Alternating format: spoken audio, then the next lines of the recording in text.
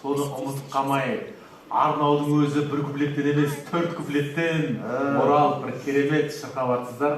Алла разы болсын сіздерге. Одан кейін киелі жер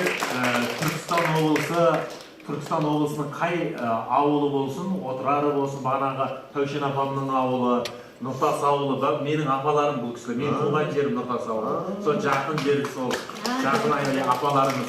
Одан кейін Тәушен апамды жақсы еске алып өттіңіз.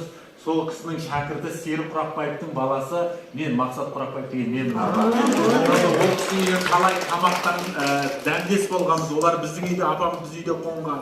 Сондықтан өте қатты ыстық көрініп жатсыздар. Керемет өнерлеріңіз өрге жүзе берсін. Тек қана сәттілік, аман болыңыздар.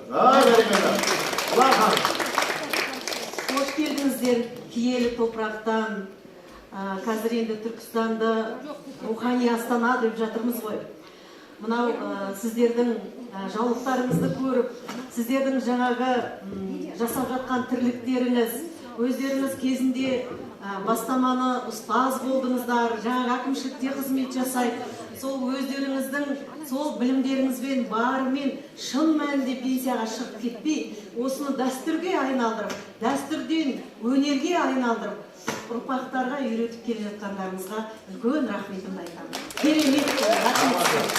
Ал қош келдіңіздер, ана жүрегі күнгізіне пара-пар жүрегіне қуат болып танылар дейді.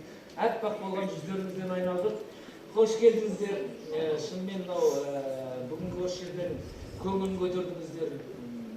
Бимен, әнмен, көңілдеріңізбен, әндеріңізбен, жаңағы айтып жатқан әндеріңіздің, таныстырып жатқандарыңыздың өзі қандай шынайылық бар, тазалық бар. Жаңағы маска жоқ, ауылдың бір иісі аңқып тұр. Баяғыда бір үш апамыз отырып, мақтанып екеу отыр дейді, бірау айтады дейді, мен шалым тірі кезінде бір қойдың етін жалғыз өзі жеп қоятын дейді. Екінші апамыз айтады дейді, мен шалым екі қойдың етін жеп қоятын дейді. Үшінші апам отырып айтады дейді, әй ол алма, менің кезінде айым тірі кезінде бір совхоздың етін жалғыз өзі жеп қойған дейді. Сол сияқты енді шынайылық бар, көңілдеріңізге рахмет, өте керемет болды. Мың алғыс. Пікірлерін тыңдадым, енді кезекте Бақата. Ал, Мақсат мырза. 10. Керемет. Керемет. Тамаша, құтты болсын. Енді көрермендер. Бағдарламамызда екінші команда тағы да менің ауылдастарымның тарапынан ең жоғарғы ұпайды еншіленіп отыр. 30 ұпай екінші командада. Ал енді үшінші команда бізді немен таңғалдырмақ, қалай таңғалдырмақ, экраннан алыстамаңыз.